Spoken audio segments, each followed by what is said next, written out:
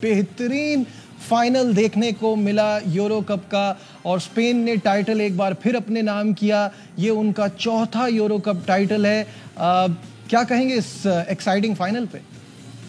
नजीब बड़ा ज़बरदस्त फाइनल हुआ। हमने देखा कि स्पेन ने जो है अपनी क्लास दिखाई, जैसा हमने शो में भी प्रिडिक्ट किया था कि स्पेन तो गोल स्कोर करेगी और ऐसा ही हुआ। इंग्लैंड ने जो है बिल्कुल ही they did not play to the potential और वो जो है अपनी जो इंडिविजुअल उनके प्लेयर्स की जो पोटेंशियल है उसके हिसाब से वो नहीं यूटिलाइज़ किए गए। एक डिफेंसिव माइंडसेट में वो, जैसे भी गुज़िश्ता मैचेस में भी हमने देखा था, अगेंस्ट स्विट्ज़रलैंड भी हमने देखा, सेमीफाइनल में अगेंस्ट द नीदरलैंड्स देखा, उससे पहले स्लोवाकिया में देखा, वो एक डिफेंसिव माइंडसेट के साथ जाते हैं। They had to come back और फिर जब वो वापस आते हैं फिर सेकेंड हाफ में after going a goal behind उनको रियलाइज़ होता है कि अब हमने अटैकिंग फुटबॉल करके गोल करना है, विच दे वर एबल टू। लेकिन ज़ाहिर है स्पेन के पास इतनी क्वालिटी है, हम नहीं कहा था कि स्पेन विल स्कोर, और जो कि उन्होंने किया और आपने देखा राइट एट द डेथ उन्होंने कर लिया। तो ये एक बहुत बड़ा सवालिया निशान है अब इंग्लैंड के ऊपर।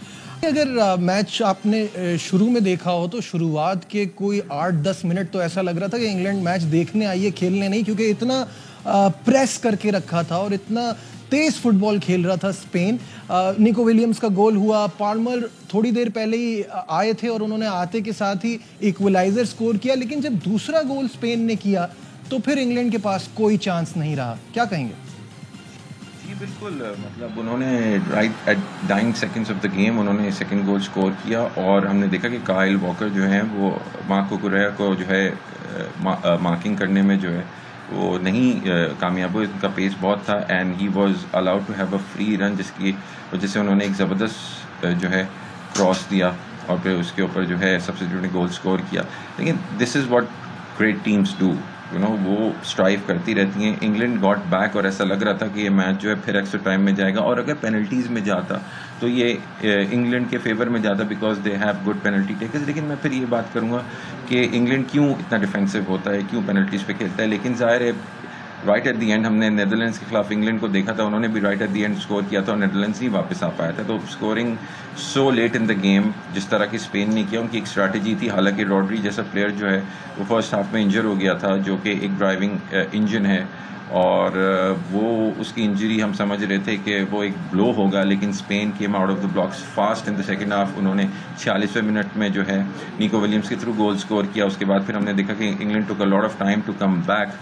उसके बाद it was a well worked goal. Obviously substitute जो है कोल पामर उनके थ्रू हुआ। कोल पामर को खिलाना चाहिए था, ओली वॉटकिंस को फर्स्ट हाफ में खिलाना चाहिए था। केन इनफेक्टिव थे, पूरे टूर्नामेंट में इनफेक्टिव रहे और अभी हमने फिर देखा। तो मैं क्या बोलूं, मतलब इंग्लैंड ने बोलते हैं ना, they shot themselves in the. देखिए, ऑल्दो इंग्लैंड फाइनल में पहुंचा और फाइनल में बड़ा अच्छा खेल भी खेला, लेकिन ओवरऑल उनका रन इस यूरो कप में इतना मज़ेदार नहीं रहा। और अगर आप बात करें, आप शुरू से कहते हैं कि हैरी केन से इनको स्टार्ट नहीं लेना चाहिए, आपके ख्याल में उनकी अब शेल्फ लाइफ पूरी हो गई है। साथ में साउथगेट की स्ट्रैटेजीज कुछ ज़्यादा ही डिफेंसिव होती हैं। तो कहाँ कहाँ आप पॉइंट आउट कर सकते हैं इंग्लैंड से गलतियाँ हुई? What went wrong? इंग्लैंड का व्हाट वेंट रॉन्ग सोचने वाली बात है कि इंग्लैंड का व्हाट वेंट राइट। इन्होंने खुद, जैसे कि मैंने अभी पहले भी बोला, कि अपने पैर पे खुद कुल्हाड़ी मारी है और ये इतने ज़बरदस्त अटैकिंग प्लेयर्स के साथ इन्होंने कितना डिफेंसिव माइंडसेट और एक डिफेंसिव अप्रोच जो है ना हमने देखी इन्होंने रखी है।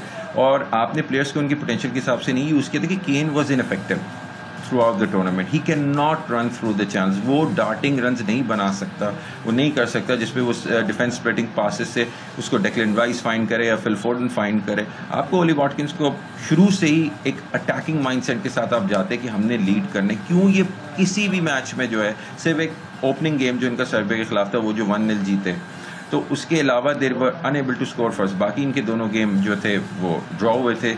अगेंस्ट स्लोवेनिया भी ड्रॉ हुआ था और बाकी भी इनका ड्रॉ हुआ था डेनमार्क से। उसके बाद फिर ये अगर आप देखें क्वार्टर फाइनल्स में जो थे ये स्विट्ज़रलैंड से इन्होंने ड्रॉ किया, स्लोवाकिया से इन्होंने ड्रॉ किया जो कि पेनल्टीज़ पे गया, स्विट्ज़रलैंड के साथ पेनल्टीज़ पे गया। So having said that and they had to come back from behind against Netherland. चलें, ये जीत गए थे इन normal time but they had to come from behind. तो ये माइंडसेट के साथ जाते कि हमने अटैक ही नहीं करना, हमने डिफेंसिवली खेल।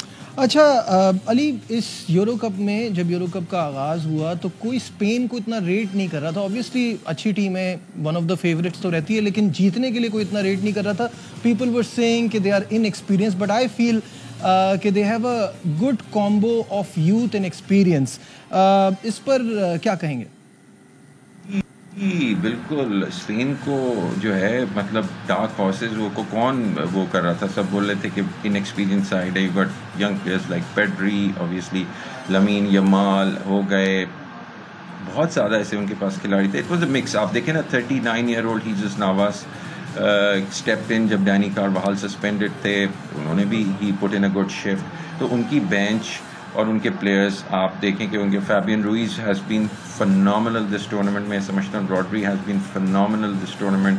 फिर आपने ओल्मो को देखा, तो I mean these players they have been exceptional. और आप किधर मतलब स्पेन को फॉल्ट करें, तो उन्होंने अपना स्टाइल बिल्कुल बरकरार रखा। डिफरेंट मैं ये बोलूँगा इस टूर्नामेंट में ये रहा कि it was a mix of youth and experience, जिसको बहुत ज़बरदस्त तरीके से जो है लुइस डेला फॉन्टे ने जो है उसको यूटिलाइज़ किया।